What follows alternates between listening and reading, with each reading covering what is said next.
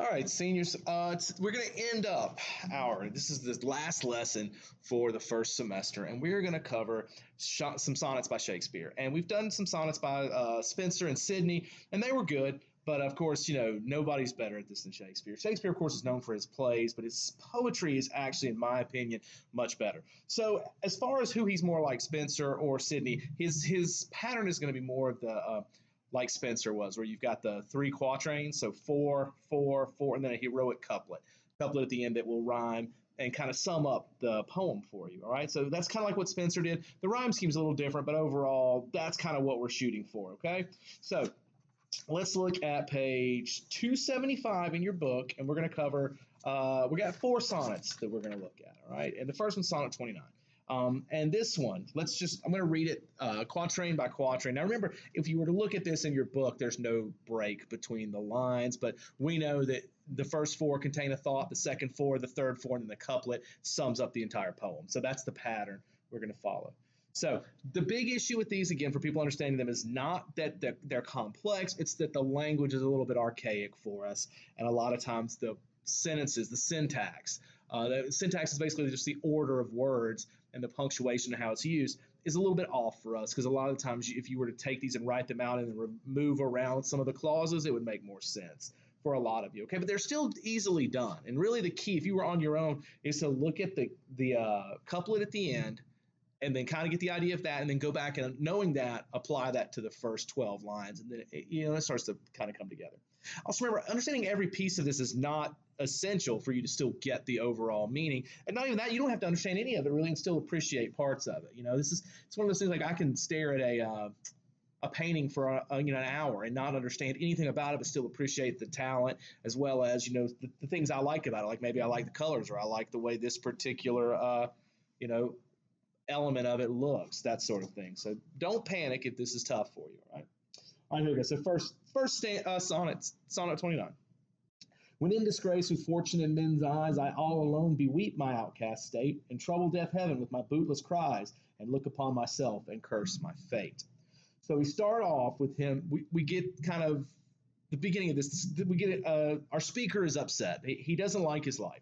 He's disappointed. He says, when in disgrace with fortune in men's eyes. So he feels like he's unlucky. He feels that people don't like him. And he says, I all alone beweep my outcast state. So he's all by himself, crying about how bad his situation is. He says, he calls it deaf heaven. In other words, he feels like God's not even listening to him. With my bootless cries, and look upon myself and curse my fate. That's some strong language. Okay, next stanza. Wishing me like to one more rich in hope, featured like him with friends possessed, desiring this man's art and that man's scope, with what I most enjoy, content at least. Now, one of the things you'll notice about Shakespeare's sonnets is the rhythm is just spot on. He nails his rhythm. He does in his poetry as well as in his plays, but it feels poetic. It doesn't feel like you're dropping syllables here and there, which is known to happen in many of the poems we've studied. Well, this one he's talking about how he wishes he was like other people he sees. He lists the different ways he wishes that. He says, I wish I was like this one, more rich in hope. In other words, I had better luck. He talks about featured like him. He's like, I wish I was more handsome like that guy. He says, I wish I had friends like this guy. I wish I had that guy's talent. He's listing all the things, and he says, and he starts looking at his own life, and he says, even the greatest things I have are become useless to me. This guy is envious of the people around him. He thinks he's unlucky. He thinks he has no talent, that sort of thing. Now, remember, the thing with these Shakespearean or Spenserian sonnets is typically line 9, where the volta comes in, where you get a turn. And it's not always, but I would say 60% of the time you're going to get a conjunction. And we get one right here. Look at line 9. Yet in these thoughts myself almost despising, happily I think on thee, and then my state, like to the lark at break of a day arising from sullen earth, sings hymns at heaven's gate. So he says, but, and that yet there throws it in there. Now we're going to get a different direction. The first two stanzas set up, I'm miserable, I hate my life.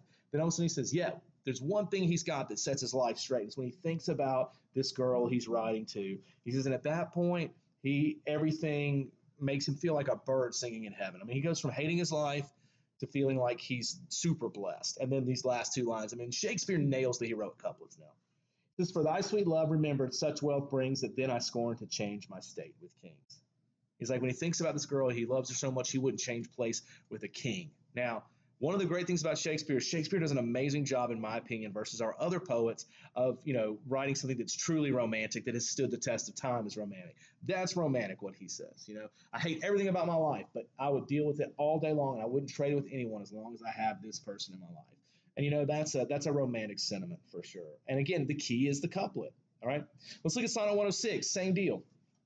All right. It says, when in the chronicle of wasted time, I see descriptions of the fairest wights, and beauty making beautiful old rhyme in praise of ladies dead and lovely knights. Now, wights here just means people. It's a weird term here, I understand.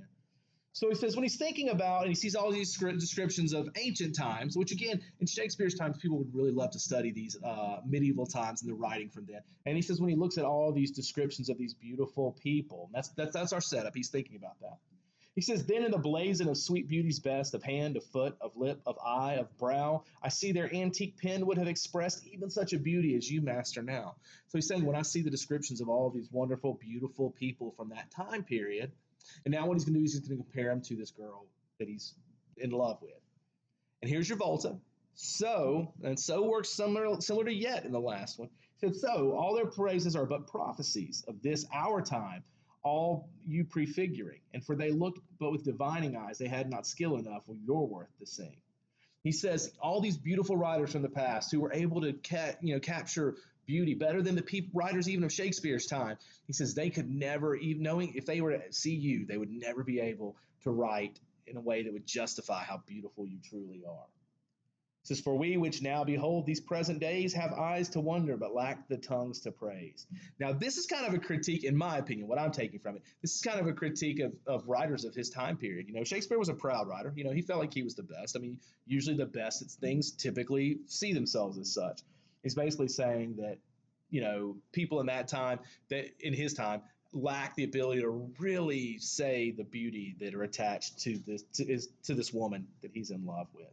Of the four sonnets we read, the weakest one, in my opinion, the one I usually don't teach, but I wanted to give it to you anyway. It's the sadly people, they can't express themselves effectively. They can't do what these older people did. But that being said, as beautiful as this girl is, even these ancient writers who were, the peak of their craft in Shakespeare's opinion, they still can't capture the beauty of how wonderful she is. Okay, so let's go over 276. Let's look at Sonnet 116. All right, and I love this one. This is actually a very famous sonnet of Shakespeare's, okay? He says, let me not to the marriage of true minds admit impediments. Love is not love which alters when its alteration finds, or bends with the with the remover to remove. So this is going to be about what love isn't and what it is. And so this is a common start about love, not being something that attempts to change people. He's like, true love is not about altering people or changing them, this is a good start. Now let's see, the next few lines should kind of build on that if we're going to follow the same pattern. Your first four lines set up the situation, the next four elaborate on it, then you have your volta and your turn to something else. Now this was a little different because there's not really a volta for this one, so we're going to keep building. Oh no, it is an ever fixed mark that looks on tempests and is never shaken. It is the star to every wandering bark, whose worth's unknown, although his height be taken. Now, first of all, I didn't mispronounce the word fixed. I know I said fixed. When you look at poems and you have an ed with a little accent mark above it, it's to add the syllable. Instead of the word fixed, it's fixed. It adds a second syllable. It makes the meter fit, okay? So he's talking about love. He's saying love is not something that seeks to change. In fact, he calls it an ever fixed mark, a fixed mark. Something that doesn't change at all. He compares it to the North Star. So love changes love doesn't change no matter what, is what he's saying. All right. Now, next four. Love's not time's fool, though rosy lips and cheeks within his bending sickle's compass calm. Love alters not with his brief hours and weeks, but bears it out even to the edge of doom. So this one doesn't have a turning point. It doesn't have a volatile. All three stanzas are building the concept that love is not about changing. In fact, it lasts forever, is the point he makes. And then, such a powerful couplet. If this be error and upon me proved, I never writ nor no man ever loved. And he's like, if I'm wrong about this, then no man has ever truly loved anyone. And my writing is all trash at that point. I like this this poem, this sonnet a lot. I love the concept that love being something that doesn't change, nothing can shake it, and it stays. And it's a very romantic notion. Shakespeare's stanzas are not just clever, and like I talked about earlier, Sir Philip Sidney's two sonnets that we studied are very clever, but they're not the most romantic in my opinion. I feel like they're kind of hackneyed would be a good word for it. Meaning they're kind of amateurish. There's a better word. But Shakespeare, man, he's the expert. Okay. Okay. Now then, Sonnet 130. Sonnet 130 is one I may have read to you guys before. I absolutely adore Sonnet 130. There's some humor in this because it hasn't aged well, certain parts of it. But man, I love the concept here. I always talk about this with kids in my class, and the girls are always like, "I don't think this is romantic at all." I think that if you look past the first, the first, I guess, 12 lines, you really see that there is something beautiful here. Now, this one again is like the last sonnet. Your first four, second four, and third four lines all are building your point. In this one, the climax comes in the couplet. The first two, the couplet was a summary. The second two, the couplet was really your summation. Not summation. Back up. It's really the climax of it. Summation would be the first two. All right. So let's look at this one.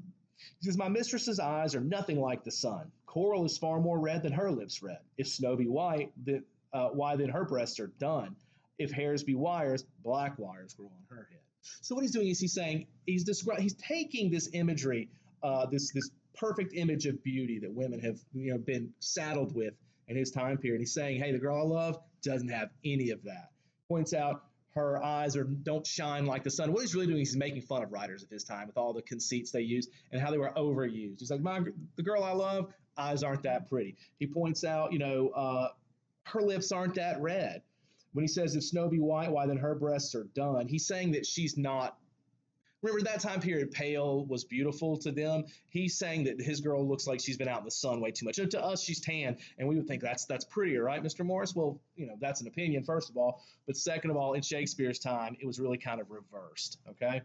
And then he says, if hairs be wires, black wire. He says she's got kind of gross hair. In fact, he said her hair isn't soft and beautiful. It's kind of coarse. All right. So right away, if you're a girl and this is the love poem you have written for you, you're pretty much ready to break up with the guy, right? Okay. I just realized that's blinking on mute. Hopefully this isn't muted. All right. He says, I've seen roses damasked red and white. But no such rose see I in her cheeks. And in some perfumes is there more delight than in the breath from my mistress reeks. So, oh man, terrifying here. He talks about how her cheeks don't have that beautiful color.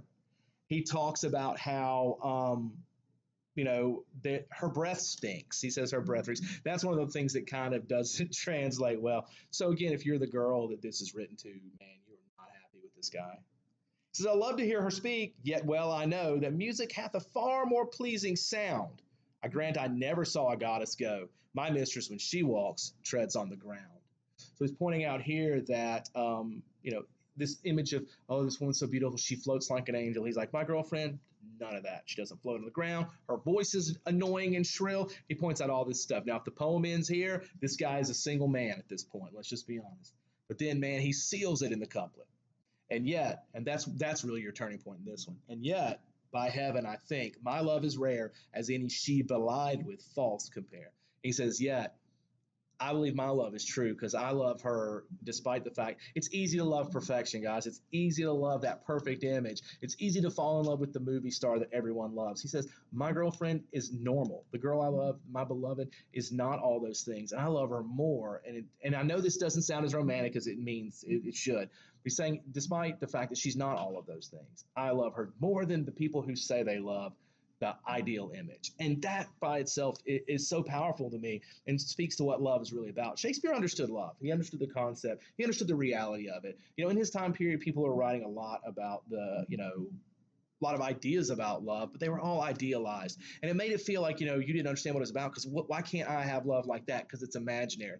It's like watching romantic comedies, guys. That's not real. That's not real life. It's not going to happen. I mean, I guess it could, but it doesn't typically, all right? And, you can get sucked into that world watching that so much that you really don't realize how lucky you may be, all right? And that's kind of one of the things that Shakespeare's hitting. So again, if you can't tell, I love these Shakespearean sonnets. They're terrific. I hope you enjoyed them. I hope that you got something out of this. I hope that those of you who are watching this from home are feeling better. I know I got a bunch of people doing that now. My class has been drifting downward as far as people here lately. So I'm hoping these are helpful. I hope you watch this. I hope you get something out of it. I realize there's not an assignment attached to it, so there's a temptation not to watch. But really, hopefully you guys did because these are amazing works. At this point in your life, you may not appreciate them, but trust me, you're getting history and you're getting like art where it should be right here. All right, guys. Well, I'm going to stop this and find out if I actually ran mute the whole time, because I may have, in which case I'll be redoing this. So hopefully that's not the case. All right. Hope you guys are having a great day. I hope you're staying safe, and I hope that you guys are going to be back with me next week. I miss you guys. Those of you who are watching this for review, I'm glad you were here. All right. Okay. Take care, guys.